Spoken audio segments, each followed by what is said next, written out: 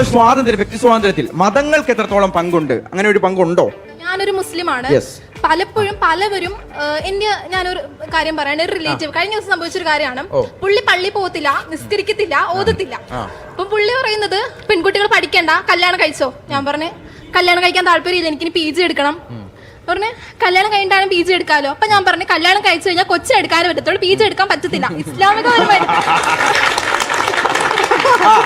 ശരി, അങ്ങനെ പറഞ്ഞപ്പോഴത്തേക്കും പുള്ളി പറയാണ് ഓക്കെ പഠിക്കുന്നതിന് കുഴപ്പമില്ല, വിശ്വാസം വേണോന്ന് പറഞ്ഞു. ആദ്യം ഈ ചോദ്യത്തിനൊക്കെ മുമ്പ് ഇതൊക്കെ പറയാൻ താൻ ആരുവാ എന്നൊക്കെ ചോദിച്ചുകൂടായിരുന്നു. ചോദിച്ച എന്നെ വീട്ടിൽ നിർത്തത്തില്ല. വീട്ടിലുള്ള ആളാണോ? റിലേറ്റീവ് ആണ്, ബന്ധുവാണ്, ശല്യക്കാരനായ ബന്ധു. അതെ. ശരി, ആ ബന്ധു പിന്നെ എന്തൊക്കെ ശല്യങ്ങൾ ഉണ്ടാക്കാറുണ്ട്? അപ്പൊ ഞാൻ ഇങ്ങനെ പറഞ്ഞു. അപ്പം പുള്ളി പറഞ്ഞ വിശ്വാസം വേണം എന്ന് പറഞ്ഞു. ഞാൻ നിസ്കരിക്കാറുണ്ട്, ഓതും. അപ്പം ഇവരെന്ന് പറയുന്ന വിശ്വാസം എന്ന് പറയുന്ന മതം എന്ന് പറയുന്ന സ്ത്രീകൾ മാത്രം അടിച്ചമർത്താനുള്ള ഒരു ഐക്കണായിട്ട് അവർ കണ്ടേക്കുവാണ്. എനിക്ക് പലപ്പോഴും തോന്നിയിട്ടുണ്ട്, ഒരിക്കലും ഈ തലമറിക്കുന്ന കാര്യം, എനിക്ക് ഹിജാബ് ഇടാൻ ഒട്ടും താല്പര്യമില്ലാത്ത ഒരാളാണ്. പിന്നെ എന്നെ വീട്ടിൽ നിർത്തത്തില്ല. വാപ്പി പറഞ്ഞിട്ടുണ്ട് കുഴപ്പമില്ല, പക്ഷേ വീട്ടിൽ നിൽക്കണ്ട, ഹിജാബ് ഇട്ടില്ലെങ്കിൽ വീട്ടിൽ നിൽക്കണ്ട, ഇറങ്ങിക്കോളാം എന്റെ വീട്ടിൽ നിന്ന്. പിന്നെ പഠിച്ചൊരു ജോലി വാങ്ങിച്ചിട്ട് ഭാവിയിൽ എനിക്കത് മാറ്റാൻ പറ്റുമായിരിക്കും. കാരണം ഞാൻ നിസ്കരിക്കാറുണ്ട്, ഓതാറുണ്ട്. ഒരിക്കലും ഒരു 2-3 മുടി പുറത്ത് കണ്ടെന്ന് പറഞ്ഞ പോകുന്ന വിശ്വാസമാണെങ്കിൽ അത് പൊക്കോട്ടെ എന്ന് ഞാൻ വിചാരിക്കും. കാരണം ഒരിക്കലും വിശ്വാസം എന്ന് പറയുന്ന ഒരാൾ പുറമേ കാണിക്കുന്ന ഒരു കാര്യമല്ല, മനസ്സിൽ വേണ്ട ഒരു കാര്യമാണ്. നമ്മളും ദൈവവും തമ്മിൽ വേണ്ട ഒരു കാര്യമാണ്. ദൈവം അല്ലെങ്കിൽ ആ ഒരു ശക്തി അല്ല, അതിലാണ് നമ്മൾ എല്ലാവരും വിശ്വസിക്കുന്നത്. ഒരിക്കലും 2-3 മുടി പുറത്ത് കണ്ടെന്ന് പറഞ്ഞ് പോകുന്ന വിശ്വാസം ആണെന്ന് ഞാൻ ഒരിക്കലും വിശ്വസിക്കുന്നില്ല. ഇസ്ലാമികപരമായിട്ട് പലവരും സ്ത്രീകൾ അടിച്ചമർത്താനായിട്ടുള്ള ഒരു ഐക്കണായിട്ട് മാത്രമാണ് ഇസ്ലാമികപരമായിട്ട് കുറെ. അതായത് ആഗ്രഹിച്ചാൽ തട്ടം ഇടാനും പറ്റണം, ആഗ്രഹിച്ചാൽ തട്ടം ഒഴിവാക്കാനും പറ്റണം. രണ്ടിനുള്ള സ്വാതന്ത്ര്യം വേണം. എന്താണ് ഈ മതങ്ങളുടെ? ഇതാണ് ആദ്യത്തെ കുട്ടി പറഞ്ഞത്. ഇപ്പോഴത്തെ പിള്ളേരൊക്കെ പൊളിയാണ് കേട്ടോ, ഉള്ള കാര്യം പറയാലോ. എന്തായാലും ഇതേപോലെ പച്ചയ്ക്ക് ഇസ്ലാം മതത്തിലെ വിഷയങ്ങൾ ഇതേപോലെ പച്ചയ്ക്ക് ഒരു തവണയൊന്നുമല്ല, ആദ്യത്തെ തവണ കേട്ടപ്പോൾ ഞാനതൊരു ഷോർട്സ് ഒക്കെ ആയിട്ടിട്ട് ഞാൻ വിചാരിച്ചത് കൊള്ളാലോ പരിപാടി, ഇതിങ്ങനെ നടാടെ സംഭവിക്കുന്ന ഒരു കാര്യമാണല്ലോ എന്നൊക്കെയാണ് ആദ്യം ചിന്തിച്ചത്. ഇതിപ്പോൾ നോക്കുമ്പോൾ ഇത് ആഴ്ചയിൽ 1-2 വീഡിയോ ഒക്കെയാണ് ഇതേപോലെ വന്നുകൊണ്ടിരിക്കുന്നത്. അതും ഏഷ്യാനെറ്റിലാണെന്നാണ് ഞാൻ മനസ്സിലാക്കുന്നത്. ഏഷ്യാനെറ്റ് ന്യൂസിൽ വന്നവരായിട്ട് മില്യൺ കണക്കിന് ആളുകളാണ് ഇത് കണ്ടുകൊണ്ടിരിക്കുന്നത്. അപ്പോൾ ഒന്ന് ആലോചിച്ച് നോക്കൂ, സമൂഹത്തിൽ ഇസ്ലാമിൻ്റെ കുഴപ്പങ്ങളും ഇതേപോലെ മുസ്ലിങ്ങളായിട്ടുള്ള ആളുകൾ തന്നെ പറയുന്ന നിലയിലേക്ക് കാര്യങ്ങൾ കൂടുതൽ എത്തുന്നു എന്നത് ഒരു വലിയ സംഭവമാണ്, വലിയൊരു മാറ്റമാണ് എന്നുള്ളതാണ് ഇതിൽ ഒന്നാമത്തെ കാര്യം. രണ്ടാമത്തെ ഒരു കാര്യം, ഇത് പറയേണ്ടതാണ്, ഇങ്ങനെ പറയണം എന്നുള്ള രീതിയിലേക്ക് സമൂഹം മാറുന്നു എന്നതിലും അങ്ങനെ പറയാൻ വേണ്ടി അവർ മുന്നോട്ട് വെക്കുന്നതിലും ഇവിടുത്തെ ഈ എക്സ് മുസ്ലിം മൂവ്മെൻറ്റ് അതിലുള്ള ആളുകൾ ഇപ്പോൾ അത് തന്നെയായാലും അവർ ചെയ്യുന്ന വ്യക്തിപരമായിട്ടുള്ള വ്യത്യാസങ്ങളും അവരുടെ അസ്വാരസ്യങ്ങളും വിയോജിപ്പുകളൊക്കെ മാറ്റി വെച്ചാൽ എക്സ് മുസ്ലിങ്ങളായിട്ടുള്ള ആളുകൾ ഇത് പറഞ്ഞതിൻ്റെ ഭാഗമായി കൊണ്ടുണ്ടാവുന്ന സമൂഹത്തിലുണ്ടായിട്ടുള്ള ഒരു വലിയൊരു മാറ്റമുണ്ട്. അതെന്താണ്? ഈ ഒരു സെക്യുലറൈസേഷൻ അതൊരു കാറ്റലിസ്റ്റായിട്ട് വർത്തിക്കുന്നു എന്നുള്ളതാണ് നമ്മളെപ്പോഴും പറയാറുള്ളത്. ഇന്ത്യ സെക്യുലർ ആവുന്നതിൽ വലിയ പങ്ക് എക്സ് മുസ്ലിങ്ങൾക്കുണ്ട്. കാരണം എന്താണ്? ഈ മതത്തെയും വിമർശിക്കാതെ മാറി നിൽക്കുന്നത് ശരിയല്ല എന്ന് പറയുന്ന ഒരു സംഗതി പറയാൻ ഇവിടെ ഇന്ന് എക്സ് മുസ്ലിങ്ങളേ ഉള്ളൂ, വേറെ ആരുമില്ല. നമ്മളും കൂടി ഇല്ലായിരുന്നു എന്ന് വിചാരിക്കുക. ആരെങ്കിലും ഇതൊക്കെ തൊടും. നിങ്ങൾ അറിയോ ഇസ്ലാമിലെ പല വിഷയങ്ങളും? ഇപ്പോൾ മുഹമ്മദ് നബി ഒറ്റപ്പന, മറ്റേ കുന്നിൻ ചെരുവിൽ ഒറ്റപ്പനയാണെന്നുള്ള കാര്യം എക്സ് മുസ്ലിങ്ങൾ പറയുമ്പോഴല്ലേ നിങ്ങൾ അറിയണത്. അല്ലെങ്കിൽ ഇതേപോലെ 6-ാം വയസ്സിൽ കെട്ടി 9-ാം വയസ്സിൽ പൂശുന്ന പരിപാടി അത് മുഹമ്മദ് ചെയ്ത ആളെയാണ് നിങ്ങളിവിടെ പ്രവാചകൻ തിരുനബി എന്നൊക്കെ വിളിച്ച സല്ലല്ലാഹു അലൈഹി വസല്ലം എന്നൊക്കെ വിളിച്ചെന്ന് അറിയുന്നത് നമ്മൾ പറയുമ്പോഴല്ലേ എന്ന് പറഞ്ഞ മാതിരി ആ ലെവലിലേക്ക് കാര്യങ്ങൾ വരുമ്പോൾ അത് പ്രത്യേകിച്ച് ഇപ്പോൾ ക്രിസ്ത്യൻ പാതിരിമാർ പലരും പറയാറുണ്ട്. പക്ഷേ അത് പറയുമ്പോൾ എന്താണ് സംഭവിക്കുക? അത് അവരുടെ മതം വളർത്താൻ വേണ്ടി പറയുന്നു എന്നത് കേട്ടുകൊണ്ട് ആരും അതിനെ കേൾക്കാൻ നിൽക്കില്ല. അത് മറ്റൊരു മതപരിവർത്തന പ്രസംഗമായിട്ടാണ് അത് മാറുക. മതപരിവർത്തനം നടത്താൻ വേണ്ടി നടത്തുന്ന കള്ളങ്ങളാകാം എന്ന രീതിയിലൊക്കെയാണ് ആളുകൾ പണ്ടും എടുത്തിരുന്നത്. ഇപ്പോൾ ഞാനൊക്കെ പണ്ട് ഈ സെബാസ്റ്റ്യൻ പുന്നക്കലിൻ്റെയൊക്കെ ഇത് കേൾക്കും എൻ്റെ മനസ്സിൽ വന്നിരുന്ന മൂപ്പരത് ക്രിസ്ത്യാനിറ്റീനെ വളർത്താൻ വേണ്ടി നുണ പറയുന്നതായിരിക്കും എന്നുള്ള ലെവലാണ് നമ്മളത് എടുത്തുകൊണ്ടിരുന്നത്. പക്ഷേ നമ്മൾ പറയുമ്പോൾ അത് ഒരു മതത്തെയും വളർത്താൻ വേണ്ടിയിട്ടല്ല. നമ്മൾ ഇതിലെ ആളുകൾ ഇതിൽ നിന്ന് പുറത്ത് കടന്നിട്ട് ഇതിലെ പ്രശ്നങ്ങൾ വസ്തുതകൾ പറയുന്ന ആളുകൾ എന്നുള്ള നിലയ്ക്ക് പറയുമ്പോൾ അതിനൊരു എക്സ്ട്രാ ഒരു വെയിറ്റ്, ഒരു ആഡഡ് അഡ്വാൻറ്റേജ് അതിനുണ്ട്. ഇതാണ് പ്രത്യേകിച്ച് നമ്മളെ പേരൊക്കെ നമ്മൾ അത് തന്നെ വെച്ച് പറയുമ്പോൾ അതിനൊരു വലിയ വാല്യൂ ഉണ്ട്. അതുകൊണ്ടാണ് ആളുകൾ അത് കൂടുതൽ കേൾക്കുന്നത്. അതുകൊണ്ട് തന്നെയാണ് ഞാൻ പേരധികം മാറ്റാത്തതും. കുറച്ച് കാലം കൂടിയൊക്കെ ഇങ്ങനെ പോകും. പിന്നെ വല്ല യാത്രയൊക്കെ ചെയ്യുമ്പോൾ വലിയ പ്രശ്നമാണ് ഈ പേര്. നമ്മളൊരു I am Arif Hussain Tharuvath, I am not a terrorist എന്ന് പറയുന്ന ഒരു ഗതികേട് എനിക്കുണ്ട്. അതുകൊണ്ട് ഞാൻ ഒരു പേര് ഒഫീഷ്യലി മാറ്റും. അതിനുള്ള പേര് ഞാൻ എത്തിയിട്ടുണ്ട്. അത് ഞാൻ കഴിഞ്ഞ ദിവസം ഇവിടെ അനൗൺസ് ചെയ്തിരുന്നു. മാനവ് മനോഹർ ഒറ്റപ്പനയിൽ എന്നാണ് എൻ്റെ പുതിയ പേര്. അത് ഞാൻ ഒഫീഷ്യലി ഡിക്ലെയർ ചെയ്ത് അത് ഞാൻ മാറ്റുന്നതായിരിക്കും, ഉടനെ തന്നെ മാറ്റുക. സർട്ടിഫിക്കറ്റ്സിലൊക്കെ ഇനി ആ പേരാണ് ഉണ്ടാവുക. അത് വേറെ വിഷയം പോട്ടെ. അപ്പോൾ ഇവിടെ ഇത് മാറ്റേണ്ടി വരുന്നത് എന്തുകൊണ്ടാണ്? ഇങ്ങനെ ചില കാര്യങ്ങൾ മാറ്റങ്ങൾ വരുന്നതിൽ വലിയ പങ്ക് ഈ എക്സ് മുസ്ലിംസ് മൂവ്മെൻറ്റിനുണ്ട്. അത് ആഗോളതലത്തിൽ തന്നെ ഉണ്ട്, എല്ലായിടത്തും ഉണ്ടെന്നാണ് പറയുക. ഇപ്പോൾ ഈ അടുത്ത് തന്നെ UK നിന്ന് ഇതേപോലെ ഒരു വാർത്ത വന്നിരുന്നു. അതിലവർ പറയുന്നത് ഈ പറയുന്ന ഇസ്ലാമിനെ വിമർശിച്ചു എന്നതിൻ്റെ പേരിൽ ഒരു കോർട്ട് കേസൊക്കെ നേരിട്ട ഒരാൾക്ക് അനുകൂലമായിട്ടൊരു വിധി വരികയാണ്. എന്താണ്? ഇസ്ലാമും ക്രിട്ടിസൈസ് ചെയ്യപ്പെടണം, അത് അയാളുടെ റൈറ്റാണ് എന്ന നിലയ്ക്ക് കാര്യങ്ങൾ വരുന്നു. അത് ഇസ്ലാമോഫോബിയ എന്ന് പറയുന്ന സാധനം അത് നോർമലൈസ് ചെയ്യണമെന്ന് പറഞ്ഞ് നടക്കുന്ന ആളുകൾക്ക് കിട്ടിയ വലിയൊരു അടിയായിട്ടാണ് അതിനെ വിലയിരുത്തപ്പെടുന്നത്. അപ്പോൾ ആ രീതിയിലേക്ക് കാര്യങ്ങൾ മാറുകയാണ്. അപ്പോൾ പറഞ്ഞത് ഇത്രയും ഒരു രീതിയിൽ ഓപ്പണായിട്ട് ഇതിനെ വിമർശിക്കുന്ന തലത്തിലേക്ക് കാര്യങ്ങൾ എത്തിയിരിക്കുന്നു. അതിന് ഈ ചാനൽ ഏഷ്യാനെറ്റ് ന്യൂസ് ഇവിടെ നടത്തുന്ന ആ പ്രവർത്തനം വലിയ തോതിൽ പങ്കുവഹിക്കുന്നുണ്ട്. ഇവരുടെ ഏത് പരിപാടി എടുത്ത് നോക്കിക്കഴിഞ്ഞാൽ മിക്കവാറും ഊക്ക് കിട്ടുന്നത് പേപ്പട്ടി മതത്തിനാണ്. വേറെ മതങ്ങളൊന്നും ഇവിടെ വലിയ ഊക്ക് വാങ്ങുന്നതായിട്ട് നമ്മൾ കണ്ടിട്ടില്ല എന്നുള്ളതാണ് നമ്മൾ ഇതിനകത്ത് കാണുന്നത്. ഇനി നിങ്ങൾ പറയുക എന്തുകൊണ്ടാണ് പേപ്പട്ടി മതം എന്ന് നമ്മൾ വിളിക്കുന്നത് എന്നുള്ളത് നിങ്ങൾ ഏകദേശ ധാരണ നിങ്ങൾ കിട്ടിയിട്ടുണ്ടാവും. ഒരു ഇത്രയും കുട്ടികൾ നിൽക്കുമ്പോൾ മതമുണ്ടാക്കുന്നതിൻ്റെ പ്രശ്നം ചർച്ച ചെയ്യാൻ വേണ്ടി ചോദിക്കുന്ന ആളുകൾ അവർ പറയുന്ന മതങ്ങളുടെ എണ്ണം അല്ലെങ്കിൽ ആ നെയിം എന്ന് പറയുന്നത് അത് മിക്കവാറും ഇസ്ലാം മതത്തിൻ്റെ പ്രശ്നമായിട്ടാണ് അവിടെ നമുക്ക് കേൾക്കാൻ കഴിയുന്നത്. മറ്റു മതങ്ങൾ പ്രശ്നമുണ്ട്, പക്ഷേ ഫ്രീക്വൻസി കുറവാണ് എന്നതാണ് ഇന്നിവിടെ കാണാൻ കഴിയുന്നത്. ഇനി ഇതിൽ ഈ കുട്ടി പറഞ്ഞ സ്പെസിഫിക് വിഷയം ഈ രണ്ട് കാര്യമാണ് ഇവിടെ പറഞ്ഞത്. ഒന്ന്, മതം എന്ന് പറയുന്നത് പുരുഷന് സ്ത്രീകളെ കൺട്രോൾ ചെയ്യാനുള്ള ഒരു ഉപകരണം, ഒരു ഐക്കണായിട്ടാണ് ഇത് മാറുന്നത് എന്ന് കുട്ടിക്ക് തോന്നുന്നു. കാരണം എന്താണ്, അതിന് കുട്ടി പറഞ്ഞ എക്സാമ്പിൾ, കുട്ടി നിസ്കരിക്കും, ഓതും, എല്ലാം ചെയ്യും, മതത്തിൻ്റെ എല്ലാ കാര്യങ്ങളും ചെയ്യും. പക്ഷേ ഇതൊന്നും ചെയ്യാത്ത ഒരു താന്തോന്നിയായിട്ട് നടക്കുന്ന ഒരു തോന്നുമസല്ലി ആയിട്ടുള്ളൊരു ബന്ധു പുള്ളിക്കാരൻ വന്നിട്ട് ഈ കുട്ടീനെ ഉപദേശിക്കുന്നു, നീ മര്യാദയ്ക്ക് അത് നടക്കണം, ഇത് നടക്കണം, തലയിൽ തട്ടണം എന്നൊക്കെ പറഞ്ഞിട്ട് നടക്കുകയാണ്. അപ്പോൾ അവിടെ കുട്ടി പറയാണ്, ഇതൊക്കെ നിസ്കരിക്കുകയും ഓതുകയും ചെയ്യുന്ന എന്നോടാണോ ബാല എന്ന രീതിയിലാണ് അവിടെ ആ കുട്ടി കാണുന്നത്. അപ്പോൾ എന്താണ് ഇതിൽ അർത്ഥം, ഇതിൻ്റെ ഉദ്ദേശം? ഈ മതം എന്ന് പറയുന്നത് സ്ത്രീകളെ കൺട്രോൾ ചെയ്യാൻ വേണ്ടി പുരുഷനെ ഉപയോഗിക്കുന്നത്. അതാണ് ഞാൻ എപ്പോഴും പറയുന്നത്, മതം ഉപേക്ഷിക്കുക എന്ന് പറയുന്ന സാധനം അത് പുരുഷനെ സംബന്ധിച്ചിടത്തോളം വലിയ നഷ്ടങ്ങളാണ്. ഏറ്റവും മിനിമം അവിടെ ഉണ്ടാകുന്ന നഷ്ടം എന്ന് പറയുന്നത് സ്ത്രീകളുടെ, മതത്തിനകത്തുള്ള സ്ത്രീകൾ, ഇപ്പോൾ ഭാര്യ, മക്കൾ, ഇപ്പോൾ ഉമ്മമാരായ പോലെ അവർക്കൊക്കെ മുകളിൽ നമുക്ക് വെക്കാൻ പറ്റുന്ന, സ്ത്രീ ജനങ്ങൾക്ക് മുകളിൽ വെക്കാൻ പറ്റുന്ന ഒരു വലിയൊരു അധികാരത്തിൻ്റെ ഒരു സാധനമുണ്ട്, ഒരു സുപ്പീരിയോറിറ്റി. ആ സാധനമാണ് ആദ്യം തകരുക. അത് തന്നെ ഒരു സൈക്കോളജിക്കലായിട്ടുള്ള ഒരു വലിയൊരു തകർച്ചയാണ്. അതിനുശേഷം പിന്നെ നഷ്ടങ്ങൾ, ഇപ്പോൾ 4 ഭാര്യമാരെ പിന്നെ കെട്ടാൻ കഴിയില്ല, ഒരെണ്ണത്തിനെ വെക്കാൻ പറ്റുള്ളൂ. അടിമ പെണ്ണുങ്ങളെ പിന്നെ നിങ്ങൾക്ക് വെക്കാൻ പറ്റില്ല, പൂശാൻ പറ്റില്ല. വലിയ നഷ്ടമാണ് അതൊക്കെ. പിന്നെ സ്വത്ത് നിങ്ങൾക്ക് പകുതിയാണ് ഇനി കൊടുക്കേണ്ടി വരിക. മറ്റേത് നിങ്ങൾക്ക് പെങ്ങളുണ്ടെന്നുണ്ടെങ്കിൽ നിങ്ങൾക്ക് 2 ഭാഗവും കിട്ടും, പെങ്ങൾക്ക് 1 കൊടുക്കേണ്ടു എന്നത് ആണ് നമ്മളവിടെ കാണുന്നത്. ഇതുപോലുള്ള ഓരോ കാര്യങ്ങൾ. ഇനി മാത്രമല്ല, ഇനി പെങ്ങളില്ല, ഒറ്റ മോനാണെന്നുണ്ടെങ്കിൽ മൊത്തം സ്വത്ത് നിങ്ങൾക്ക് കിട്ടും. ഇനി സ്ത്രീയാണെന്ന് വിചാരിക്കുക, സ്ത്രീയാണെന്നുണ്ടെങ്കിൽ നഷ്ടങ്ങളേ ഉള്ളൂ, നേട്ടങ്ങളേ ഉള്ളൂ. മതം ഉപേക്ഷിച്ച് കഴിഞ്ഞാൽ മതത്തിനകത്ത് നിൽക്കുമ്പോൾ നഷ്ടങ്ങളാണ്. കാരണം സ്ത്രീ മതത്തിനകത്ത് നിൽക്കുമ്പോൾ അവൾക്ക് 1 സ്വത്ത് കിട്ടുന്നിടത്ത്, മതത്തിൽ നിന്നും പുറത്തു പോയി അങ്ങനെ മതമില്ലാത്ത ഒരു ഫാമിലി ആണെന്നുണ്ടെങ്കിൽ അവൾക്ക് 2 ആണും പെണ്ണും ഉണ്ടെന്നുണ്ടെങ്കിൽ പകുതി സ്വത്ത് കിട്ടും. ഇനി മകൾ മാത്രമേ ഉള്ളൂ എന്ന് വിചാരിക്കുക, ആങ്ങളില്ല, വേറെ ആരുമില്ല എന്ന് വിചാരിക്കുക, മതത്തിനകത്താണ് നിൽക്കുന്നതെന്നുണ്ടെങ്കിലും അവൾക്ക് സ്വത്തിൻ്റെ ഒരു ചെറിയ പെർസെൻറ്റേജ് കിട്ടും, ബാക്കി മുഴുവൻ പാപ്പാൻ്റെ ശിങ്കിടികൾ കൊണ്ടുപോകും.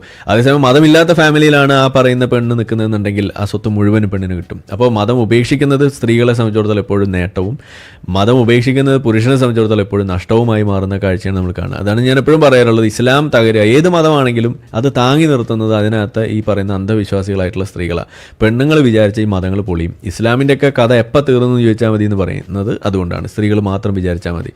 ഇതുപോലെ ഒരു 10 പെണ്ണുങ്ങൾ നിന്ന് നെഞ്ചും വിരിച്ചിരുന്ന കാര്യം പറഞ്ഞാണ്ടല്ലോ ബാക്കി പെണ്ണുങ്ങൾക്ക് ഇത് കണ്ണു തുറക്കും. നമ്മൾ പറയുമ്പോൾ നമ്മൾ വിരോധം കൊണ്ട് പറയുന്നതെന്ന് ചിന്തിക്കൂ. ഇതിപ്പോൾ ഈ പറയുന്ന പെൺകുട്ടികൾ നിസ്കരിക്കുന്ന, ഓതുന്ന കുട്ടികളായി പറയുന്നത്. പക്ഷേ ആ കുട്ടി പറഞ്ഞ ഒന്നാമത്തെ പോയിന്റ് ഇതാണ്, ഈ പറയുന്ന സ്ത്രീകളെ കൺട്രോൾ ചെയ്യാൻ വേണ്ടി മതത്തെ ഉപയോഗിക്കുന്ന ബന്ധു. അതാണ് ഒന്നാമത്തെ കാര്യം. രണ്ടാമത്തെ എന്താ പറഞ്ഞ ഹിജാബിൻ്റെ വിഷയം. നമ്മൾ എന്താ പറയാറുള്ളൂ, ഹിജാബ് എന്ന് പറയുന്നത് ഒരു അടിമത്തത്തിൻ്റെ ചിഹ്നമാണ്. ഇനി എന്തുകൊണ്ട് നിങ്ങൾ ഈ ഹിജാബിനെ മാത്രം വിമർശിക്കുന്നു എന്നാണ് ചോദിക്കുക. എന്താ ഒരു വസ്ത്രമായിട്ട് നിങ്ങൾക്ക് കണ്ടുകൂടെ എന്ന് ചോദിക്കുമ്പോൾ ഞാൻ പറയാറുണ്ട്, ഹിജാബ് ഒരു വസ്ത്രമല്ല, അതൊരു മതചിഹ്നമാണെന്ന് ഞാൻ പറയാറുണ്ട്.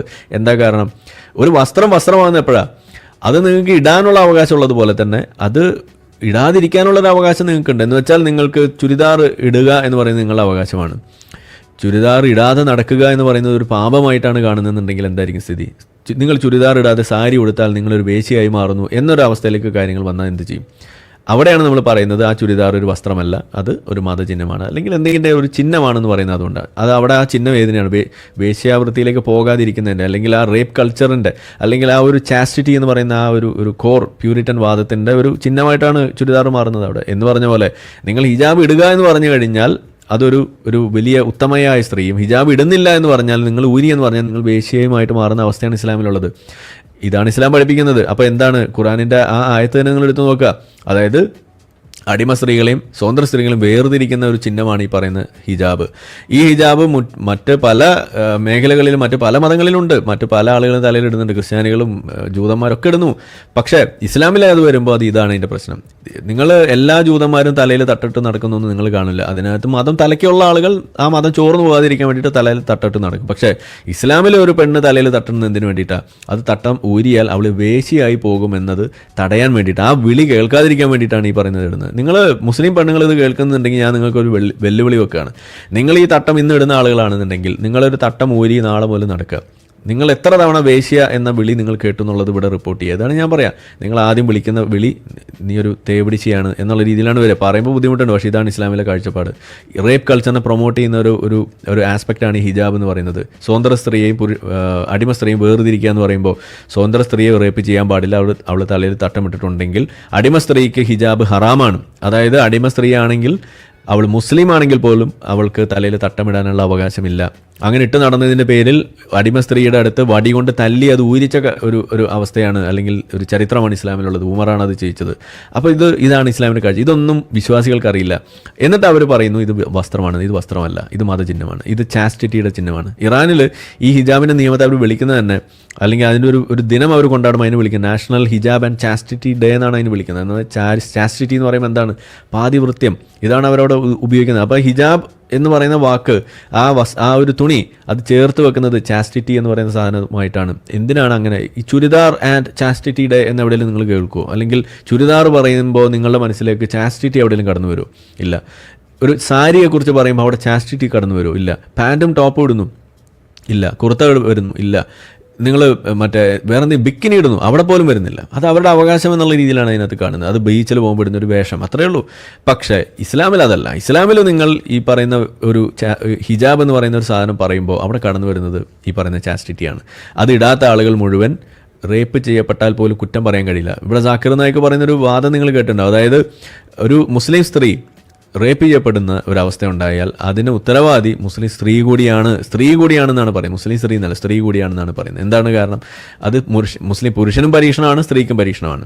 സ്ത്രീ അവിടെ ഒരു പരീക്ഷണത്തിൽ തോറ്റു, അവൾ വേഷം കൃത്യമായിട്ട് ധരിച്ചില്ല എന്നാണ് പറയുന്നത്. എന്ന് വെച്ചാൽ തലയിൽ തട്ടമിട്ടില്ല, അതുകൊണ്ട് അവൾ റേപ്പ് ചെയ്തതിൽ കുറ്റം പറയാൻ കഴിയില്ല എന്ന് പച്ചയ്ക്ക് പറയുന്ന മത അധ്യാപനം. ഇതാണ് ജാക്കിർ നായിക്ക് പറയുന്നത്. എന്ന് വെച്ചാൽ ഹിജാബ് ഇടാത്തതിൻ്റെ പേരിൽ ഒരു പെണ്ണ് റേപ്പ് ചെയ്യപ്പെട്ടാൽ അതിൻ്റെ ഉത്തരവാദിത്തം, അതിൻ്റെ കുറ്റം പൂർണ്ണമായിട്ട് ആരോപിക്കാൻ, പുരുഷനെ മേലെ ആരോപിക്കാൻ നിങ്ങൾക്ക് സാധിക്കില്ല എന്ന് പഠിപ്പിക്കുന്ന ജാക്കിർ നായിക്.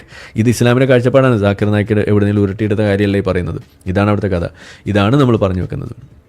അപ്പോൾ ഈ രീതിയിൽ ഇടാനും അത് ഇടാതിരിക്കാനും, ഊരാനും എന്നുള്ളതല്ല, ഇടാതിരിക്കാനും ഊരാനുമുള്ള ഒരു അവകാശം അത് ഉണ്ടെങ്കിൽ മാത്രമാണ് നമുക്ക് വസ്ത്ര സ്വാതന്ത്ര്യം എന്നുള്ള സാധനമൊക്കെ വെച്ചിട്ട് പറയാൻ പറ്റുള്ളൂ. ഇവിടെ അത് പറ്റുന്നില്ല എന്ന് പറയുന്നത് മുസ്ലിം പെൺകുട്ടികൾ തന്നെയാണ്. ബാക്കി കൂടി കേട്ടുകളെ ഒരു പങ്ക് എങ്ങനെയാണ്? മതങ്ങളുടെ പങ്കെന്ന് പറയുമ്പോൾ തന്നെ നമ്മുടെ വീട്ടുകാർക്ക് ചിലപ്പോൾ പ്രശ്നം ഉണ്ടാവണമെന്നില്ല. സപ്പോസ്ലി എന്റെ പേരൻസ് എന്ന് പറയുമ്പോൾ എന്റെ ഫാദർ എന്നെ ആ ഒരു രീതിയിൽ തന്നെ വളർത്തിയത്.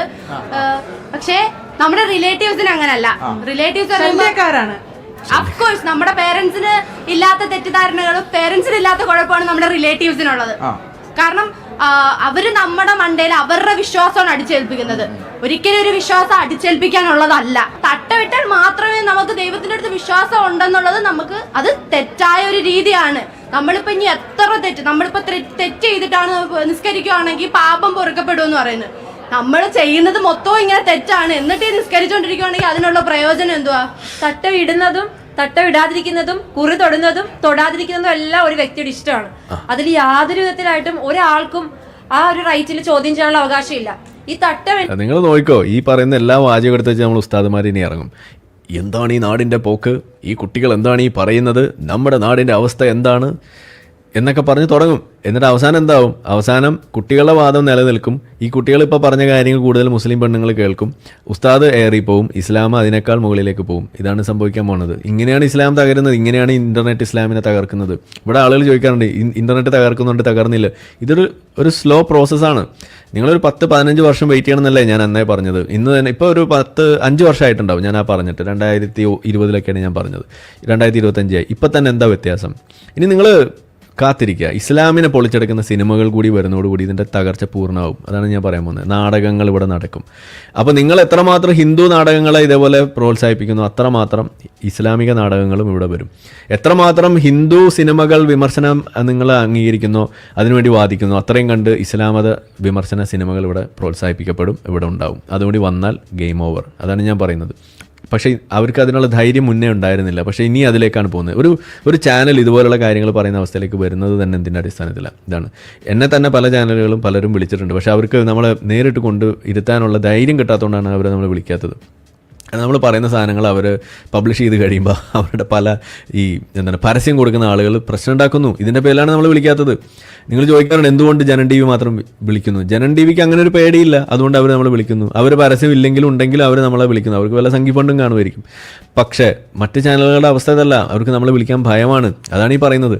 അവരുടെ പരസ്യം ഇപ്പം മലബാർ ഗോൾഡ്, നമ്മൾ മലബാർ ഗോൾഡിൻ്റെ ഈ തോന്നിവാസത്തെ നമ്മൾ പറയും. അപ്പോൾ അത് അവരുടെ പരസ്യത്തിന് ബാധിക്കുന്ന ഒരു വിഷയമായിട്ട് മാറുമ്പോൾ ഈ വിഷയം ഉണ്ടായിട്ട് ആദില വിഷയത്തിൽ എത്ര ആളുകൾ അതിന് ഈ ഹോമോഫോബിക്കായിട്ട് പറഞ്ഞ ആ ഒരു വാദത്തെ പൂർണ്ണമായിട്ടും തള്ളാതെ അതിന് വെള്ളപൂശാൻ അനുവാദിക്കാതെ കൃത്യമായ ചോദ്യങ്ങൾ ചോദിക്കുന്ന ഒരു നിലയിലേക്ക് അഭിലാഷ് വന്നോ, അല്ലെങ്കിൽ അരുൺകുമാർ വന്നോ? ആരും വന്നിട്ടില്ല. എന്താ വരാത്തത്?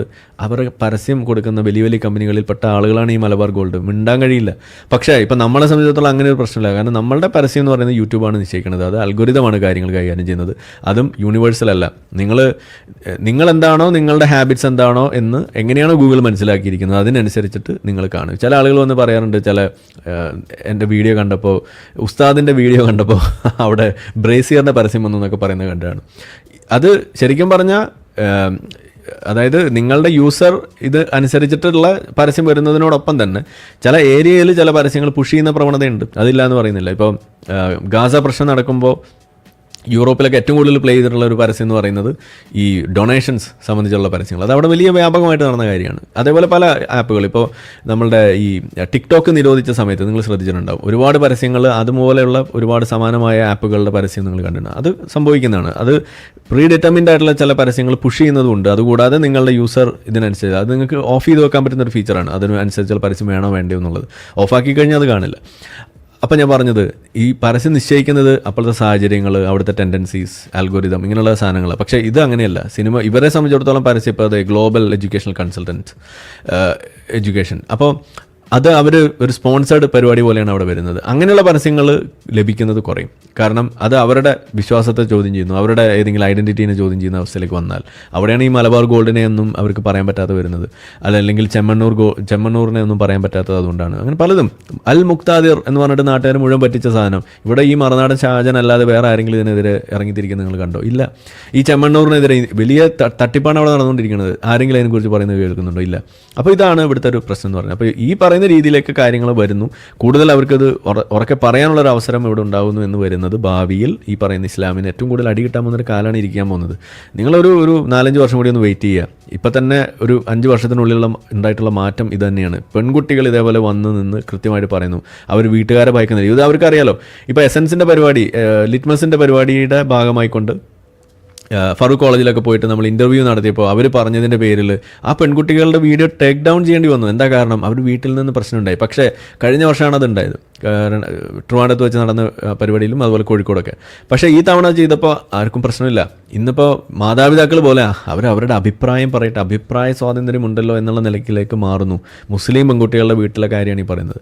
ഇനി കുറച്ചുകൂടി പോയി കഴിഞ്ഞാൽ ഇത് വളരെ ഈസി ആയിട്ട്, ഞാൻ എസൻസിൻ്റെ അടുത്തൊക്കെ ഞാൻ പറയാറുണ്ട്, നിങ്ങളിത് ഈ TV ചെയ്യുന്നത് പോലെ നമ്മൾ സ്ഥിരമായിട്ട് ചെയ്യേണ്ട പണിയാണെന്നാണ് ഞാൻ പറയാം. ഇത് സ്ഥിരമായിട്ട് ചെയ്യണം. മാത്രമല്ല ഇതുപോലുള്ള കുട്ടികളെയൊക്കെ വിളിച്ചുകൊണ്ട് വന്ന് അവരുടെ അഭിപ്രായം പറയുന്ന ഒരു ടോക്ക് ഷോ, നമ്മൾ എപ്പോഴും ഈ സെലിബ്രിറ്റികളുടെ പിന്നാലെ പോകാതെ കോളേജുകളൊക്കെ കേന്ദ്രീകരിച്ച് അവരുടെ കുട്ടികളെയൊക്കെ കൊണ്ടുവന്ന് ഇതുപോലെ കാര്യങ്ങൾ പറയുന്ന അവസ്ഥയിലേക്ക് കൂടി വന്നാൽ ഇത് വലിയ ഒരു മാറ്റം ഉണ്ടാക്കുന്നതാണ് ഞാൻ പറയുക. നമ്മളൊക്കെ ലക്ഷ്യം വെക്കുന്ന അതാണ്. നമ്മളൊരു പുതിയ സ്റ്റുഡിയോ സെറ്റ് ചെയ്യുന്നതിനെ കുറിച്ചൊക്കെ പറഞ്ഞിരുന്നല്ലോ. അതൊക്കെ വന്നു കഴിയുമ്പോൾ നമ്മൾ ഉദ്ദേശിക്കുന്നത് അങ്ങനെയാണ്. ഇതുപോലെ സെലിബ്രിറ്റികളുടെ പിന്നാലെ മാത്രം പോകാതെ ഓരോ തരം ആളുകളെയും നമ്മൾ നേരിട്ട് വന്ന് സംസാരിക്കാൻ പറ്റുന്ന ആളുകളെയും കൂടി കൊണ്ടുവന്ന് നമ്മൾ ഇതേപോലെ പറയാനുള്ള ഒരു അവസരം നമ്മൾ സൃഷ്ടിക്കുക. ഇതാണ് നമ്മൾ ലക്ഷ്യം വെക്കുന്നത്. അപ്പോൾ അതിനുള്ള ഇൻവിറ്റേഷനും അതിനെ ഒരു രീതി നമ്മൾ പ്ലാൻ ചെയ്യുന്നുണ്ട്. അത് നമ്മൾ ആ സമയമാകുമ്പോൾ ഞാൻ പറയാം. ഇതൊക്കെയാണ് നമ്മുടെ മനസ്സിലുള്ളത്. അപ്പോൾ ഇത് ബാക്കി കേൾക്കാം. എന്റെ തലയിൽ കിടക്കുന്നത് കൊണ്ട് അത് എന്റെ ഇഷ്ടമാണെങ്കിൽ, അല്ലെങ്കിൽ എനിക്കത് സേഫായിട്ട് തോന്നുന്നുണ്ടെങ്കിൽ, എന്റെ വിശ്വാസമാണെങ്കിൽ ഒരാൾക്ക് എന്നെ ചോദ്യം ചെയ്യാൻ പറ്റത്തില്ല. ഇത് ഞാൻ ഇടാതിരിക്കുന്നത് കൊണ്ട് ഒരാള് നീ എന്താ തട്ടം ഇടാത്തെന്ന് ചോദിച്ചാൽ അതും നമുക്ക് അക്സെപ്റ്റ് ചെയ്യാൻ പറ്റില്ല. തട്ടം എന്റെ തലയിലുള്ളതും തട്ടം എന്റെ തലയിൽ ഇല്ലാത്തതും എന്റെ മാത്രം ഇഷ്ടമാണ്. ഒരാൾ പള്ളിയിൽ പോയില്ലെങ്കിൽ പയ്യനോട് ആരും ചോദിക്കത്തില്ല, അമ്പലത്തിൽ പോയില്ലെങ്കിൽ പയ്യനോട് ആരും ചോദിക്കത്തില്ല. പക്ഷെ പെൺകുട്ടികളോട് ഈ വക എന്തുകൊണ്ട് തട്ട ഇടുന്നില്ല, എന്തുകൊണ്ട് പള്ളിയിൽ പോകുന്നില്ല, എന്തുകൊണ്ട് നിസ്കരിക്കുന്നില്ല, എന്തുകൊണ്ട് അമ്പലത്തിൽ പോകുന്നില്ല ചോദ്യങ്ങളൊക്കെ ഫേസ് ചെയ്യേണ്ടി വരുന്ന പെൺകുട്ടികൾ മാത്രമല്ലേ? ഇപ്പൊ ഇക്വാലിറ്റിയുടെ കേസ് പറഞ്ഞല്ലോ, അതായത് ഗേൾസിനോട് ചോദിക്കുന്ന പല ക്വസ്റ്റ്യൻസും ബോയ്സിനോട് ചോദിക്കുന്നില്ല. ഇപ്പൊ ജോബിന്റെ കേസ് ആയാലും റിച്വൽസ് ആദരിക്കുന്ന കേസിലായാലും എല്ലാം അത് കംപ്ലീറ്റ് ആയിട്ട് മാറണം. അപ്പൊ ഞങ്ങളുടെ ഒരു യങ്സ്റ്റേഴ്സിന്റെ ഒരു ആഗ്രഹം എന്ന് പറഞ്ഞാൽ രണ്ടുപേരെന്നല്ല, ഇവരൊന്നാണ്. ഇപ്പൊ നമ്മള് പ്രകൃതമായിട്ട് ആൺ പെൺ ഇപ്പൊ അതർ കമ്മ്യൂണിറ്റീസ് ഒക്കെ ഉണ്ടെങ്കിൽ പോലും ഇവരെല്ലാവരും ആഫ്റ്റർ ഓൾ സിറ്റിസൺസ് ആണ്, ഇവരെല്ലാവരും ഇൻഡിവിജ്വൽസ് ആണ്. Sex is not a matter. ഇവരെല്ലാവരും നമ്മളിപ്പോ ഒരു സ്ത്രീയെ എങ്ങനെ കാണുന്നോ അതുപോലെ തന്നെ ഒരു പുരുഷനെ കാണണം. ഒരു പുരുഷനെ എങ്ങനെ കാണുന്നോ അവൻ എന്തൊക്കെ ചെയ്തു കൊടുക്കുന്നോ അതെല്ലാം നമുക്ക് സ്ത്രീക്ക് കൊടുക്കണം. ആരുടെയും റൈറ്റിനെ ഡിനേ ചെയ്യാനുള്ള റൈറ്റ് മറ്റൊരാൾക്ക് ഇല്ല. അത് ഏതൊരു തരത്തിലുള്ള റൈറ്റ് ആയാലും ഇല്ല. അതിപ്പോ തട്ടത്തിന്റെ കേസാണെങ്കിലും കുറി വരയ്ക്കുന്ന കേസാണെങ്കിലും. ഇതിൽ എനിക്കിഷ്ടപ്പെട്ടത് ഈ നടുക്ക് നിൽക്കുന്ന നമ്മൾ അവതാരകൻ്റെ മുഖഭാവമാണ് ഞാനിങ്ങനെ ആലോചിക്കുന്നത്. പുള്ളി ഈ പരിപാടി നടത്തി എന്തെല്ലാം കാര്യങ്ങൾ പഠിക്കുന്നു എന്നാണ് ഞാൻ ആലോചിച്ചു പോകുന്നത്. എന്തായാലും കൊള്ളാം. മറ്റൊരാൾക്കില്ല. അത് ഏതൊരു തരത്തിലുള്ള റൈറ്റ് ആയാലും ഇല്ല. അതിപ്പോ തട്ടത്തിന്റെ കേസാണെങ്കിലും കുറി വരയ്ക്കുന്ന കേസാണെങ്കിലും കൊന്തയിടുന്ന കേസാണെങ്കിലും അതിനുള്ള right as per the Indian constitution ഇന്ത്യയിലില്ല. അതാണ് ഇതാണ് ഈ ഒരു ചിന്താഗതിയിൽ ഒരു സെക്കൻഡ്, ഇതിലാണ് നമ്മൾ എസൻസ് ഒക്കെ എപ്പോഴും പറയുന്നത്. ഇൻഡിവിജ്വൽ ഈസ് ഇമ്പോർട്ടൻറ്റ് എന്ന് നമ്മൾ എപ്പോഴും പറയുന്നത് നിങ്ങൾ കേട്ടാണ്. നമ്മളതാണ് എപ്പോഴും പറയുന്നത്. ഈ ഐഡന്റിറ്റി പൊളിറ്റിക്സ്, ഐഡന്റിറ്റി വെച്ചുകൊണ്ടുള്ള കുത്തിത്തിരിപ്പുകൾ, ഈ വോക്ക് നാസികളുടെ, നമ്മളെ ഉണർവോളികളുടെ ആ ഒരു നിലനിൽപ്പ് സമൂഹത്തിന് അപകടമാവുന്നത് എപ്പോഴാണെന്ന് ചോദിച്ചു കഴിഞ്ഞാൽ അവരെല്ലാത്തിലും ഈ ഐഡന്റിറ്റി കുത്തിത്തിരിക്കാൻ നോക്കും. അത് ഈ ആൺ പെൺ വ്യത്യാസം മുതൽ ഓരോന്നും ജാതി അടിസ്ഥാനത്തിലുള്ളത് അങ്ങനെ എല്ലാം അതിനകത്തേക്ക് കൊണ്ടുവന്നുകൊണ്ട് ഇത് കോംപ്ലിക്കേറ്റഡ് ആക്കുക എന്നുള്ളതാണ് ഇവരുടെ സ്ഥിരം പരിപാടി. നമ്മൾ ഇൻഡിവിജ്വൽ എന്നുള്ള രീതിയിലേക്കുണ്ട്, അവരുടെ റൈറ്റ്സ് എന്നുള്ള രീതിയിലേക്ക്, ആസ് എ പേഴ്സൺ എന്നുള്ള രീതിയിലേക്ക് അത് ചുരുക്കുമ്പോൾ കുറേയും കൂടി അതൊരു ചുരുങ്ങുകയല്ല യഥാർത്ഥത്തിൽ അത് ചെയ്യുന്നത്, അതിൻ്റെ സ്കോപ്പ് വർദ്ധിക്കുകയാണ് ചെയ്യുക. അവരുടെ റൈറ്റ്സ് വയലേറ്റ് ചെയ്യുന്നുണ്ടോ, ആസ് എൻ ഇൻഡിവിജ്വൽ വയലേറ്റ് ചെയ്യുന്നുണ്ടെങ്കിൽ തന്നെ അത് പ്രശ്നമാണ്. പിന്നെയല്ലേ അവരുടെ ഐഡൻറ്റിറ്റിയുടെ പുറത്തുള്ള വയലേഷനെ കുറിച്ച് നമ്മൾ പറയേണ്ടി വരുന്നുള്ളൂ. അപ്പോൾ ആ ഒരു ഐഡന്റിറ്റിയുടെ പേരിലുള്ള സംഗതി ചോദ്യം ചെയ്യേണ്ട ഒരു അവസ്ഥ ഉണ്ടാകാതെ തന്നെ നോക്കണം. അത് എപ്പോഴാണ് നമുക്ക് ഉറപ്പാക്കാൻ കഴിയാൻ? ആസ് എൻ ഇൻഡിവിജ്വൽ തന്നെ നിങ്ങളൊരു വയലേഷൻ നേരിടുന്നുണ്ടോ, ഇത് അന്വേഷിച്ചാൽ മതി എന്നാണ് നമ്മൾ ഈ പറഞ്ഞു വെക്കുന്നത്. അവിടെ പിന്നെ ഐഡന്റിറ്റിയുടെ പ്രസക്തി പോലും ഇല്ല. നിങ്ങൾ ജാതീയതയെക്കുറിച്ച് പറയേണ്ടി വരുന്ന എപ്പോഴാണ്, അല്ലെങ്കിൽ അതിനെക്കുറിച്ച് എടുത്ത് ഇങ്ങനെ പറയേണ്ടി വരുന്ന എപ്പോഴാണ്? ആസ് എൻ ഇൻഡിവിജ്വൽ നിങ്ങൾ എന്തോ ഫേസ് ചെയ്യുമ്പോഴല്ലേ. അത് തന്നെ തടഞ്ഞാൽ പിന്നെ നിങ്ങൾ ഈ പറയുന്ന ഈ ജാതിയുടെ അടിസ്ഥാനത്തിലുള്ളൊരു സാധനം കൂടി അവിടെ പരിശോധിക്കേണ്ട ഒരു ഗതികേട് വരുന്നുണ്ടോ? ഇല്ലല്ലോ. നിങ്ങൾ സ്ത്രീയുടെ പേരിൽ ഇപ്പം നിങ്ങൾക്ക് ഈ ഒരു മത്സരിക്കണം, നിങ്ങൾക്ക് പൊളിറ്റിക്സിൽ ഒരു സ്ഥാനാർത്ഥിയാകണം, അവിടെ നിങ്ങൾക്ക് അങ്ങനെ ഒരു അവകാശമുണ്ട്, നിങ്ങളുടെ റൈറ്റാണ്. അപ്പോൾ ആ സാധനം അവിടെ തടയപ്പെടുന്നുണ്ടോ എന്നതല്ലേ നമ്മൾ അന്വേഷിക്കേണ്ടത്. അവിടെ തടയപ്പെടുന്നത് നിങ്ങൾ സ്ത്രീ ആയതിൻ്റെ പേരിലാണ് തടയപ്പെടുന്നത് എന്നത് ചർച്ച ചെയ്യേണ്ടി വരുന്നപ്പോഴാണ്, നിങ്ങളുടെ ആദ്യത്തെ അവകാശം തന്നെ തടസ്സപ്പെടുമ്പോഴാണ്. അവിടെയാണ് അതിൻ്റെ പ്രശ്നം കടന്നു വരുന്നത്. അവിടെയാണ് നമ്മൾ ഈ കാര്യങ്ങൾ ഓരോ കൺസേൺ ബോഡീസും അത് അഡ്രസ്സ് ചെയ്ത് പോകണമെന്ന് പറയുന്നത്. ഇതെല്ലാം കോടതി പോയി പോകണം, തെളിയിക്കണം എന്നല്ല നമ്മളീ പറയുന്നത്. എവിടെയാണോ ആ സാധനം അഡ്രസ്സ് ചെയ്യപ്പെടേണ്ട ആ സ്റ്റാർട്ടിംഗ് പോയിന്റ്, അവിടെ തന്നെ നമുക്കിത് ചെയ്ത് മുന്നോട്ട് പോകാൻ പറ്റണം എന്നുള്ളതാണ് നമ്മളെപ്പോഴും പറയുക. അതാണ് നമ്മൾ പറഞ്ഞു വെക്കുന്നത്. ഇവിടെ അതല്ല സ്ഥിതി. ഇവിടെ എല്ലാ വയലേഷൻസും എല്ലാ തോന്നിയാസവും നമ്മൾ ചെയ്യും, എന്നിട്ട് പിന്നെ എന്നാൽ താൻ പോയി കേസ് കൊടു എന്ന് പറയുന്ന ഒരു അവസ്ഥയിലേക്ക് കൊണ്ടെത്തിക്കും. അങ്ങനെ അവസാനം പിന്നെ ഇത് കോംപ്ലിക്കേറ്റഡ് ആകുമ്പോൾ അവിടെ പിന്നെ ഐഡന്റിറ്റി വരുന്നു, അത് വരുന്നു, ഇതെല്ലാം കുത്തി കയറ്റേണ്ട അവസ്ഥ വരുന്നു. ഇതാണ് പറയുന്നത്. ഒരു കുട്ടിക്ക് വിദ്യാഭ്യാസം നിഷേധിക്കുന്ന ഒരു അവസ്ഥ ഉണ്ടാകുന്നു എന്ന് വന്നാൽ അത് തന്നെയാണ് പ്രശ്നം. അത് പിന്നെ ദളിതനായതിൻ്റെ പേരിലാണ് നിഷേധിക്കപ്പെടുന്നത് എന്നുള്ളത് രണ്ടാമത്തെ പ്രശ്നമാണ്. അപ്പോൾ വിദ്യാഭ്യാസം എന്ന് പറയുന്ന അടിസ്ഥാന അവകാശമാണ്, അതുപോലും നിഷേധിക്കാൻ പാടില്ല. അത് തന്നെ ചെയ്യുന്നത് അവിടെ വയലേഷനാണ്. അപ്പോൾ പിന്നെ അവിടെ മറ്റുള്ള വിഷയത്തിലേക്ക് അത് പോകേണ്ട ആവശ്യകത ഉണ്ടോ എന്നാണ് നമ്മൾ ചോദിക്കേണ്ടത്. അത് ദളിതനാണെങ്കിലും ശരി അല്ലെങ്കിലും ശരി വിദ്യാഭ്യാസം നിഷേധിക്കാൻ പാടില്ല എന്ന് നമ്മൾ പറയുന്നത് അതുകൊണ്ടാണ്. അവിടെ തന്നെയാണ് നമ്മൾ ഇടപെടേണ്ടത്. അത് എല്ലാ കാര്യത്തിലും നിങ്ങളതൊന്ന് പരിശോധിച്ച് നോക്കുക, നിങ്ങൾ സ്വയം ചോദിച്ച് നോക്കുക, ഇങ്ങനെയാണോ ചെയ്യേണ്ടതെന്നുള്ളത്. അവിടെ ഇൻഡിവിജ്വലിനാണ് നമ്മൾ ഇമ്പോർട്ടൻസ് കൊടുക്കുന്നത്. നമ്മുടെ ഭരണഘടനയുടെ ഒരു പൊതു സ്വഭാവം എന്ന് പറയുന്നത് അതാണ്. അങ്ങനെ ഡിസ്ക്രിമിനേഷൻ ഇല്ല. ഒരു നിയമത്തിൻ്റെ മുന്നിൽ തുല്യതയാണ് നമ്മൾ പറഞ്ഞു വെക്കുന്നത്. ആർട്ടിക്കിൾ 14 അവിടെ നമ്മൾ പറയുമ്പോൾ ആ തുല്യത ആദ്യം നമ്മൾ ഉറപ്പാക്കണമെന്ന് പറയുന്നിടത്ത് തന്നെയാണ് ഇതിൻ്റെ തുടക്കം. അതിന് ശേഷമാണ് ബാക്കിയുള്ള കാര്യങ്ങൾ വരുന്നുള്ളൂ എന്നുള്ളതാണ് നമ്മൾ മിനിമം മനസ്സിലാക്കണമെന്നാണ് ഈ പറയുന്നത്. ഒരു പ്രശ്നം വരുന്നതും അല്ലെങ്കിൽ ആളുകൾ ഇതിനെ തെറ്റിദ്ധരിപ്പിക്കുന്നതും പ്രശ്നം ഉണ്ടാക്കുന്നതൊക്കെ എൻ്റെ മതമാണ് ശരി, എൻ്റെ മതം മാത്രമാണ് ശരി, എൻ്റെ മതത്തിൽ വിശ്വസിക്കാത്തവരെല്ലാം പ്രശ്നക്കാരാണ്. ഇതെങ്ങനെയാണ് മനുഷ്യന്റെ മനസ്സ് ഈ രീതിയിലേക്ക് മാറിപ്പോകുന്നത്? ഞാൻ വിശ്വസിക്കുന്ന മതം എനിക്ക് ശരിയായിരിക്കാം, പക്ഷെ എൻ്റെ മതം മാത്രമാണ് ശരി എന്നുള്ളൊരു വാദം ഏത് മതത്തിന് ഇവിടെ ഉള്ളത്? ഹിന്ദു മതത്തിന് ഏതായാലും ഉണ്ടെന്ന് ഞാൻ അത് സമ്മതിക്കില്ല. കാരണം അത് ഏത് മതമായാലും പോട്ടെ എന്ന് ചിന്തിക്കുന്ന കാര്യത്തില്ല. ഞാൻ എപ്പോഴും പറയുന്ന ഒരു സാധനമുണ്ട്. ഈ ബസ്സിൽ നമ്മൾ ഹിന്ദു ഒരു സ്ഥാപനത്തിലേക്ക് നിങ്ങൾ കയറുകയാണ്, അതൊരു ഹിന്ദു സ്ഥാപനമാണോ എന്ന് തിരിച്ചറിയാനുള്ള ഏറ്റവും മികച്ച വഴി എന്താ? അവിടെ ഒരു ഫോട്ടോ നിങ്ങൾ തപ്പുക. ഒരു ക്രിസ്ത്യൻ സ്ഥാപനമാണെന്നുണ്ടെങ്കിൽ അവിടെ യേശു ക്രിസ്തുവിൻ്റെ പടം ഉണ്ടാവും. യേശുക്രിസ്തുവിൻ്റെ മാത്രം പടമേ കാണൂ. എന്ന് വെച്ചാൽ ഈ ക്രിസ്ത്യൻ ഒരു പടമേ അവിടെ കാണൂ. ഒരു മുസ്ലിമിൻ്റെ വീട്ടിൽ പോയാൽ ഒരു പടവും കാണില്ല, പടം വെക്കുന്നത് ഹറാമാണല്ലോ. എന്നാൽ ഒരു ഹിന്ദുവിൻ്റെ വീട്ടിലോ സ്ഥാപനത്തിലോ ബസ്സിലോ ലോറിയിലോ ഒക്കെ കയറിയാൽ നിങ്ങൾ അവിടെ കാണുന്ന എന്താണ്? 3 ചിത്രങ്ങൾ കാണും. ഒന്ന് ഒരു യേശുക്രിസ്തു, 2 ഒരു ദൈവം, അവൻ ആരാധിക്കുന്ന ദൈവം, ഗണപതിയാകാം, അല്ലെങ്കിൽ ശിവനാകാം, പാർവതിയാകാം, ഏതെങ്കിലും കാളിയാകാം, ഇനി അതുമല്ല എന്നുണ്ടെങ്കിൽ ചിലപ്പോൾ ശ്രീകൃഷ്ണനാകാം, ആരും അയ്യപ്പനാവാം, ആരും ആവാം, ഒരു ദൈവം. അപ്പുറത്ത് ഒരു മുസ്ലിം ഒരു പള്ളിയുടെ ചിത്രം ഉണ്ടാവും. ഇങ്ങനെ ഈ 3 മതങ്ങളെയും വെച്ചുകൊണ്ട് ഈ സാധനത്തെ ചെയ്യുന്ന ഒരു പ്രവണത, അത് നിങ്ങൾക്ക് ഹിന്ദുവിൻ്റെ ഒരു വീട്ടിൽ മാത്രമേ കാണാൻ പറ്റൂ, ഹിന്ദുവിൻ്റെ സ്ഥാപനങ്ങളിൽ മാത്രമേ കാണാൻ പറ്റൂ. അതാണ് ഹിന്ദുവിൻ്റെ പ്രത്യേകത എന്ന് ഞാൻ പറയും. ഇത് സലീം പറഞ്ഞുകൊണ്ട് ഞാൻ ബാക്കി പറയാൻ കേട്ടോ, ഇനി അതിൻ്റെ പേരിൽ മണ്ടയ്ക്ക് കയറണ്ട. ഇതാണ് ഈ വ്യത്യാസം എന്ന് പറയുന്നത്. അപ്പോൾ എൻ്റെ മതം മാത്രമാണ് ശരി, ഇന്നദ്ദീന ഇന്ദല്ലാഹിൽ ഇസ്ലാം എന്ന് പറയുന്ന ആ അശ്ലീലം, ആ തെണ്ടിത്തരം, അത് ഹിന്ദുവിനില്ല. അത് ക്രിസ്ത്യാനിക്ക് കുറച്ചുണ്ട്, അത് ഈ പറയുന്ന കാക്കമാർക്ക് വല്ലാതെയുണ്ട്. ഇത് തന്നെയാണ് ഇതിൻ്റെ പ്രശ്നം. അപ്പോൾ അവിടെയാണ് നമ്മൾ ഈ പറയുന്ന ചോദ്യം വരുമ്പോൾ എൻ്റെ മതം മാത്രമാണ് ശരി എന്ന വാദം അത് എടുത്തെടുത്ത് പറയുമ്പോൾ നിങ്ങൾക്ക് ഏതെങ്കിലും മതം നിങ്ങളെ തലയിലേക്ക് വരുന്നുണ്ട് എന്നുണ്ടെങ്കിൽ അത് നിങ്ങളൊന്ന് ആലോചിക്കുക, ഏതായിരിക്കും ആ മതം എന്നുള്ളത്. ഓക്കെ, മതം മാത്രമാണ് ശരി എന്ന് പറയാൻ പറ്റില്ല. എന്റെ മതത്തിൽ ഞാൻ വിശ്വസിക്കുന്നു, മറ്റുള്ള എല്ലാ മതങ്ങളെയും ഞാൻ ബഹുമാനിക്കുന്നു, അതാണ് ശരി. എന്റെ മതം ശരിയായതുകൊണ്ട് മറ്റൊരു മതം മോശമാണെന്നോ അല്ല അവർ ചെയ്യുന്ന പ്രവൃത്തികൾ മോശമാണെന്നോ അല്ല. ഇന്ത്യ എന്ന് പറയുന്ന രാജ്യം മതേതരമാണ്, എല്ലാ മതത്തിലുള്ളവരും ഒരുമിച്ച് താമസിക്കുന്ന മതമില്ലാത്തവർ താമസിക്കുന്നുണ്ട്, മതമില്ലാത്തവരെ ബഹുമാനിക്കുന്നു. വിശ്വസിക്കുക എന്നുള്ളത് എന്റെ മാത്രം കൺസേൺ ആണ്. ഏത് മതത്തിൽ വിശ്വസിക്കണം എന്നുള്ളത് എന്റെ കൺസേൺ ആണ്. അതുകൊണ്ട് അതിന് നമുക്കിപ്പോ മറ്റൊരാളുടെ മതത്തിലെ ചോദ്യം ചെയ്യാനോ അല്ലെങ്കിൽ നിങ്ങൾ ചെയ്തത് തെറ്റാണെന്നോ, ഇപ്പൊ പാർട്ടി ബേസിൽ പറഞ്ഞു ഒരു പാർട്ടി ഒരു മതത്തിലേക്ക് മാത്രം ഒതുങ്ങി പോകുന്നു. സത്യമായ രാഷ്ട്രീയ സംഘടനകൾ എപ്പോഴും മതേതരമായിട്ട് പ്രവർത്തിക്കണം, എല്ലാ മതത്തിലുള്ളവർക്കും വേണ്ടി പ്രവർത്തിക്കണം, എല്ലാ മനുഷ്യർക്കും വേണ്ടി പ്രവർത്തിക്കണം. മതേതര പാർട്ടികൾ എന്ന് പറയുന്ന ആളുകൾ പോലും മതപ്രീണനമല്ലേ നടത്തിക്കൊണ്ടിരിക്കുന്നത്?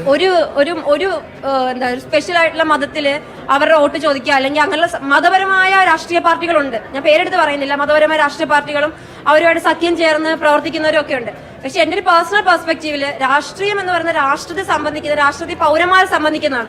അതിലൊരിക്കലും മതം കടന്നു വരാതിരിക്കുക. കാര്യം മതം ഒരു അളവിൽ കൂടുതൽ മതം കടന്നു വന്നു കഴിഞ്ഞാൽ ചിലപ്പോൾ അത് മനുഷ്യനെ ഭിന്നിപ്പിക്കും. സംഭവിക്കുന്നുണ്ടല്ലോ നമ്മുടെ നാട്ടിൽ, സംഭവിക്കുന്നുണ്ട്. നമ്മുടെ മതം നമുക്ക് സ്നേഹിക്കാം, പക്ഷെ അത് മറ്റൊരു മതത്തിനോടുള്ള വിദ്വേഷമായിട്ട് ഒരിക്കലും മാറാൻ പാടില്ല. അങ്ങനെ വിദ്വേഷമായിട്ട് മാറുമ്പോഴാണ് ഒരു മതവും ഒരിക്കലും ഒരാൾ ആക്രമിക്കണമെന്ന് പറഞ്ഞിട്ടില്ല. ഞാൻ പഠിക്കുന്ന എന്റെ മതമോ അല്ലെങ്കിൽ മറ്റൊരു മതങ്ങളും, എനിക്ക് പല മതങ്ങളെ കുറിച്ച് പഠിക്കുന്ന ആളാണ്, ഞാൻ ഒരുപാട് വായിക്കുന്ന ആളാണ്. ഒരു മതവും എന്റെ അറിവില് ബൈബിളിലും പറഞ്ഞിട്ടില്ല, ഖുറാനിലും പറഞ്ഞിട്ടില്ല, ഗീതയിലും പറഞ്ഞിട്ടില്ല മറ്റൊരു മനുഷ്യനെ നിങ്ങൾ വേദനിപ്പിക്കണം, മറ്റൊരു മനുഷ്യനെ ഉപദ്രവിക്കണമെന്ന്. നമ്മളെപ്പോഴും പേടിക്കണ്ട, ബാഹുബലി 1 മാത്രമേ കുട്ടി പഠിച്ചിട്ടുള്ളൂ, 2 നമുക്ക് പഠിപ്പിച്ചു കൊടുക്കാം. ഓക്കെ, നിന്നെ പോലെ നിന്റെ കൂടെ ഉള്ളവനെ സ്നേഹിക്കണം, നിന്നെ പോലെ നിന്റെ അയൽക്കാരനെ സ്നേഹിക്കണം എന്ന് മുഹമ്മദ് നബി പറഞ്ഞത്. അതുപോലെ തന്നെയാണ് യേശു ക്രിസ്തു പറഞ്ഞത്, അതുപോലെ തന്നെയാണ് ശ്രീകൃഷ്ണൻ പറഞ്ഞത്. അതിനകത്ത് ഒരിക്കലും ഒരു മതവും മനുഷ്യനെ ദ്രോഹിക്കണമെന്നോ അല്ലെങ്കിൽ നീ നിന്റെ കൂടെ ഉള്ളവരെ ആക്രമിച്ചുകൊണ്ട് നിന്റെ മതത്തെ വിജയിപ്പിക്കണമെന്നോ പറഞ്ഞിട്ടില്ല. അപ്പൊ അങ്ങനെ പറയുന്നവരാണ് ശരിക്കും മത തീവ്രവാദികൾ എന്നൊക്കെ നമ്മൾ പറയുന്നത്. മതം പറയാതിരിക്കുക മാക്സിമം. എന്റെ മതം, എന്റെ വിശ്വാസം എന്റെ ഉള്ളിൽ നിൽക്കുക. പബ്ലിക്കായിട്ട് വന്നിട്ട് ഞാൻ ഇന്ന മതമാണ്, ഞാൻ മനുഷ്യനാണെന്ന് പറഞ്ഞോട്ടെ. ഇതിലെ കുട്ടി പറഞ്ഞൊരു വാലിഡ് ആയിട്ടുള്ള കാര്യം, ഈ സാധനം, അതായത് രാഷ്ട്രീയത്തിൽ പറഞ്ഞൊരു വിഷയം, നിങ്ങൾ അടിസ്ഥാനപരമായിട്ട് ഈ രാഷ്ട്രീയത്തിൽ മതം സംസാരിക്കാനേ പാടില്ല എന്ന് പറയുന്നത് തന്നെയാണ് നമ്മൾ ഈ സെക്യുലറിസം ഒരു 100% ആകുമ്പോൾ ഉണ്ടാകേണ്ട സാധനം. പക്ഷേ ഇവിടെ സംഭവിക്കുന്നത് എന്താ? അടിവാരം പറഞ്ഞതാണ് നമ്മൾ നേരത്തെ പറഞ്ഞത്, അതിൻ്റെ വേറൊരു വേർഷനാണ് ഈ കുട്ടി ഇവിടെ പറഞ്ഞു വെച്ചിരിക്കുന്നത്. അതായത് അവിടെ മതം കടന്നു വരേണ്ട കാര്യമില്ല, മതത്തിൻ്റെ അടിസ്ഥാനത്തിലുള്ള ഈ സീറ്റ് തർക്കം പോലും ഒരു അശ്ലീലമാണെന്ന് പറയേണ്ടി വരുന്ന അതാണ്. അത് ഈ ഒരു തിരിച്ചറിവ്, ഈ കുട്ടികളുടെ തിരിച്ചറിവ്, അത് നമ്മൾ അടിവാരത്തിനില്ലാതെ പോകുന്നു എന്നതാണ് നമ്മൾ പറഞ്ഞു വെക്കുന്നത്. ഇതാണ് ഇതിൽ ഏറ്റവും വലിയ വിഷയം, ഒരു വ്യത്യാസം എന്ന് പറയുന്നത്. അപ്പോൾ നമ്മുടെ ഇന്നത്തെ നാട്ടിലെ ഈ വളർന്നു വരുന്ന ഈ പുതിയ തലമുറ എന്ന് പറയുന്നത് നമുക്ക് വലിയ ഒരു സന്തോഷം തരുന്നു എന്ന് തന്നെയാണ് കാണാൻ കഴിയുന്നത്. അവരുടെ തിരിച്ചറിവുകൾ കൂടുതൽ വലുതാവുന്നതിനനുസരിച്ച്, അത് കൂടുതൽ വ്യാപിക്കുന്നതിനനുസരിച്ചിട്ട് കൂടുതൽ ക്ലാരിറ്റി അത് അവർക്ക് വരും. അവർ ബാഹുബലി 1 മാത്രമേ ഇപ്പോൾ വായിച്ചിട്ടുള്ളൂ, ബാഹുബലി 2 കൂടി വായിക്കട്ടെ. പിന്നെ മതങ്ങളിൽ നന്മ മാത്രമേ ഉള്ളൂ എന്ന് ചിന്തിച്ച് അതിനകത്ത് അവർ എല്ലാ മതവും തുല്യമാണ് എന്ന് ചിന്തിക്കുന്നതുകൊണ്ട് നമുക്ക് പ്രശ്നമില്ല. പക്ഷേ ഇവിടെ പ്രശ്നമാവുന്ന എപ്പോഴാണ്? എല്ലാ തെണ്ടിത്തരവും തോന്നിയാസമൊക്കെ ചെയ്യുകയും ചെയ്യും. അത് ചോദ്യം ചെയ്യുന്ന സമയത്ത് അത് മതത്തിൻ്റെ കാരണങ്ങൾ അവിടെ ചൂണ്ടിക്കാണിച്ച് പറയുമ്പോൾ അവിടെ അവർ അതിനെ ഡിഫെൻഡ് ചെയ്യാൻ വേണ്ടിയിട്ട് എല്ലാ മതവും സമാധാനമാണെന്ന് പറയുന്നിടത്താണ് നമ്മൾ ബാഹുബലി 2 പറയേണ്ടി വരുന്നത്. അല്ലെങ്കിൽ ബാഹുബലി 1 മാത്രം മതി. ഇവിടെ എല്ലാ മതത്തിലെയും നന്മ മാത്രം നമ്മൾ പറഞ്ഞുകൊണ്ടിരുന്നാൽ പോരെ. എന്തിനാണ് ഈ 2 ഉണ്ട് നമ്മൾ പറഞ്ഞുകൊണ്ടിരിക്കേണ്ട കാര്യമുള്ള ഇല്ലല്ലോ. പക്ഷേ ഇവിടെ ഈ 2-നെ ന്യായീകരിക്കുന്ന സംഗതി വരുമ്പോഴാണ് നമ്മളത് എടുത്തെടുത്ത് പറയേണ്ടി വരുന്നത്. അപ്പോൾ ഇവിടെ കുട്ടിയുടെ നിലപാട് നമുക്കിവിടെ യോജിക്കേണ്ടി വരുന്ന എവിടെയാണ്? മതം എന്ന് പറയുന്ന സാധനം രാഷ്ട്രീയത്തിൽ നിന്ന് മാറി നിൽക്കണം. ഓരോ ആളുകൾക്കും അവരുടെ വിശ്വാസം, ഹിജാബ് ഇടാനും ഇടാതിരിക്കാനും അവകാശമുണ്ട് എന്ന് പറയുന്ന സാധനം, അത് നമ്മൾ അംഗീകരിക്കണം. അതൊന്നും ഇല്ലാതെ ഹിജാബ് ഇട്ടില്ലെങ്കിൽ ആകെ പ്രശ്നമാണ്, ഹിജാബ് ഇടണം എന്നുള്ളത് വാശി പിടിക്കുക എന്നുള്ള രീതിയിൽ ഇപ്പോൾ ഹിജാബ് വിവാദം പോലെയുള്ള കാര്യങ്ങൾ ഇതൊക്കെ വരുമ്പോഴാണ് അതൊരു വലിയ പ്രശ്നമായിട്ട് മാറുന്നത്. അപ്പോൾ എന്തായാലും കുട്ടികളുടെ ഈ ഒരു ചിന്ത എന്ന് പറയുന്നത് വലിയ പ്രതീക്ഷ നൽകുന്ന കാര്യമാണ്. കീപ്പ് ഇറ്റ് അപ്പ് എന്നാണ് നമുക്ക് പറയാനുള്ളത്. ഇതുപോലുള്ള ചർച്ചകൾ നമുക്കും കൂടുതൽ ചെയ്യാൻ കഴിയണം എന്നാണ് നമ്മൾ ആഗ്രഹിക്കുന്നത്. അതിനുള്ള വഴി നമുക്ക് നോക്കാം, അതിന് പറ്റിയ ആളുകൾ നമുക്ക് കണ്ടെത്തി അത് ചെയ്യാമെന്ന് തന്നെയാണ് നമ്മൾ വിചാരിക്കുന്നത്. സോ തൽക്കാലം ഇത്രയും പറഞ്ഞുകൊണ്ട് നമ്മൾ ഇന്നത്തെ ഈ ഒരു സെഷൻ, ഈ ഒരു സംസാരം നമ്മളിവിടെ നിന്ന് വൈൻഡപ്പ് ചെയ്യാണ്. നമ്മളെ വീഡിയോ കണ്ടുകൊണ്ടിരിക്കുന്ന ആളുകൾ ചാനൽ സബ്സ്ക്രൈബ് ചെയ്തിട്ടില്ല എന്നുണ്ടെങ്കിൽ അത് ചെയ്ത് നമ്മൾ സപ്പോർട്ട് ചെയ്യുക. മറ്റു രീതിയിൽ സപ്പോർട്ട് ചെയ്യാൻ ആഗ്രഹിക്കുന്ന ആളുകൾക്ക് അതിൻ്റെ ഡീറ്റെയിൽസ് ഡിസ്ക്രിപ്ഷനിലുണ്ട്. നിങ്ങളുടെ ഓരോ ലൈക്കും ഷെയറും അതുപോലെ കമൻ്റ് ഇടുന്നതും ഈ വീഡിയോ അതിൻ്റെ താഴെ വരുന്ന കമൻറ്റുകൾക്ക് നിങ്ങൾ പ്രതികരിക്കുന്നതെല്ലാം തന്നെ വീഡിയോയുടെ റീച്ച് കൂടുന്നതിന് വലിയ തോതിൽ ഉപകാരപ്പെടുന്ന സംഗതിയാണ്. അപ്പോൾ അതുകൊണ്ട് അതിൽ നിങ്ങൾ ഏർപ്പെടണം എന്നും കൂടി ഞാൻ അഭ്യർത്ഥിക്കുകയാണ്. മറ്റുള്ള രീതിയിലുള്ള സപ്പോർട്ട് തുടർന്നും നിങ്ങളുടെ ഭാഗത്തുനിന്നുണ്ടാവും എന്ന് പ്രതീക്ഷിക്കുന്നു.